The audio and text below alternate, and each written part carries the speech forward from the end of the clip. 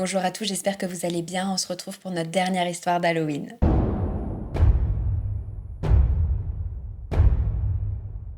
Alors cette fois-ci, ce n'est pas une histoire tirée d'un livre, même si elle a inspiré énormément d'histoires de fiction. Le personnage que j'interprète est Lizzie Borden. Lizzie Borden, c'est une femme américaine qui est née au milieu du 19e siècle et qui a été soupçonnée d'avoir assassiné ses parents à la hache. Il y a une super série, que moi j'ai beaucoup aimée, sur son histoire, avec Christina Ricci dedans, dans son rôle, actrice que j'adore. Et elle est sortie cette série en 2015. Moi je l'ai vue sur Netflix, je crois qu'elle est plus disponible sur Netflix, je sais pas si vous pouvez la retrouver ailleurs, mais en tout cas moi j'ai beaucoup aimé, surtout les costumes qui étaient magnifiques. Mais je connaissais cette histoire avant d'avoir regardé la série, et je l'avais découvert avec Sonia Liu, qui est une youtubeuse true crime.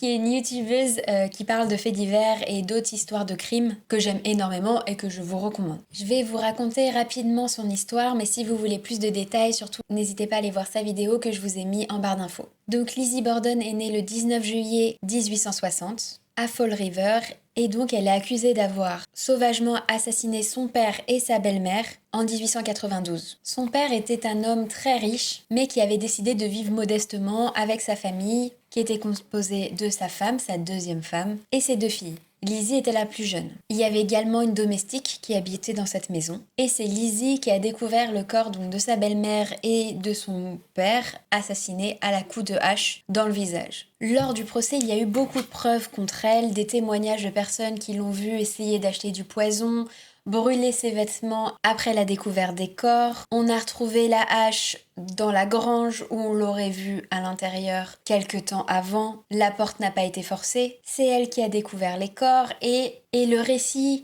de ce qu'elle aurait fait ce jour-là est pas très clair. Elle se contredit. Mais à l'époque, étant une jeune femme, avec tous les clichés sexistes de l'époque, c'était impossible pour la cour qu'elle ait pu faire un crime aussi abominable. Elle n'a donc pas été condamnée pour ce crime et a été innocentée. Elle a ensuite récupéré la moitié de la fortune de ses parents, s'est installée dans la ville et a continué à vivre sans jamais se marier. Elle n'a jamais admis avoir commis ces crimes. Aujourd'hui, au vu des preuves, beaucoup pensent que c'est elle. Il est même admis que c'est elle, mais grâce aux clichés sexistes de l'époque, elle n'a jamais été condamnée. Grâce ou à cause, bien sûr. Aujourd'hui, il y a aussi d'autres théories qui pourraient motiver son crime autre que l'argent. On pense que son père était maltraitant et on soupçonne des faits d'inceste. C'est étrange que ces deux filles ne se soient jamais mariées et il a été seul avec elles pendant une longue période avant de rencontrer sa seconde femme. Cette histoire a inspiré énormément d'œuvres artistiques, des films, des séries, il y a des chansons, il y a même un groupe, je crois, qui porte son nom et évidemment toujours une part de mystère. On ne saura jamais la vérité. C'est une histoire qui m'a beaucoup intriguée de son cadre avec cette époque extrêmement sexiste où la femme était considérée comme tellement faible qu'elle ne pouvait pas commettre un meurtre, et encore moins aussi brutalement à la hache, qu'elle ait finalement décidé de rester seule et malgré toutes les rumeurs n'est jamais partie de sa ville natale. On saura également jamais ce qu'a fait subir son père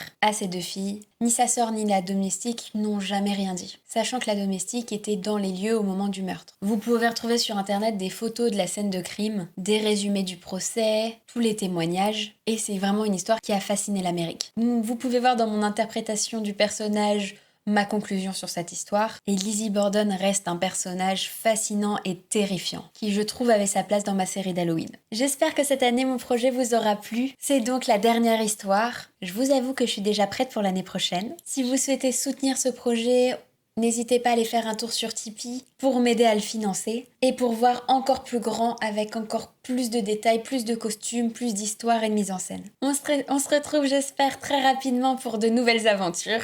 J'espère à très vite.